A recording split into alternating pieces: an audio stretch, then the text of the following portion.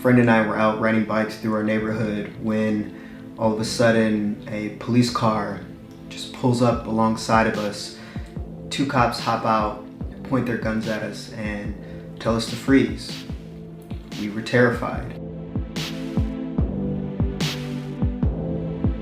I remember he told me that he was no longer allowed to date me because I was black.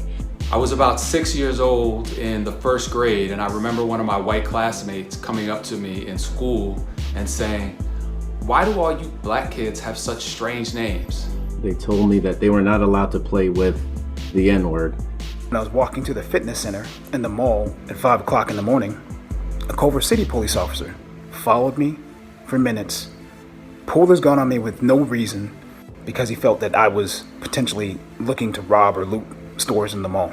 When I told him I was an attorney, he didn't believe me. He put me in handcuffs, and within minutes, at least 10 to 15 more officers were there with me in handcuffs, me telling them what my bar number was, and none of it mattered.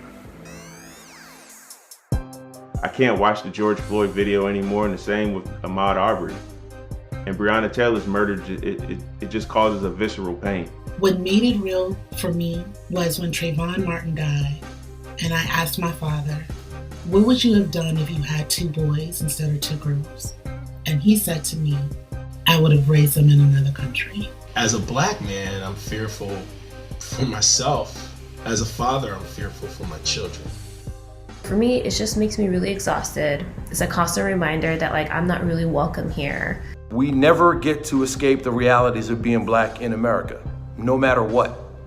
And so you deal with them as they come. It's almost like an obstacle course.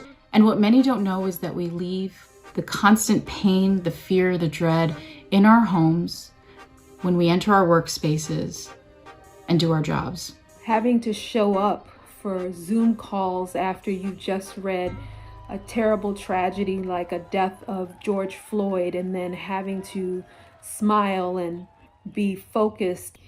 It's such an emotional thing. It is so stressful. Racism is a legacy that we all inherited.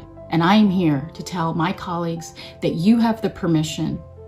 In fact, it's expected of you to fight it. To my colleagues, I'd just like to say, educate yourself on this issue, systemic racism, because it's not just police brutality. It manifests itself in all facets of life. Be empathetic, be humans. Let's start there. Let's start with the humanity of it all and really seek to understand each other's experiences. I say the first step is having uncomfortable conversations, what we call brave conversations.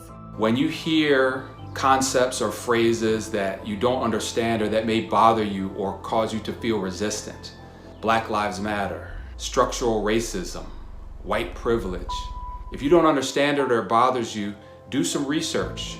Really dig into it with an open mind. Go have a conversation and sincerely ask one of us.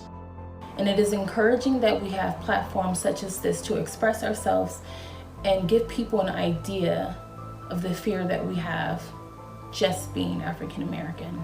And we as a global company can continue to lead the way in tearing down what I believe are harmful stereotypes and characteristics that have been seared into the conscience of the world. We want the same things anybody else wants.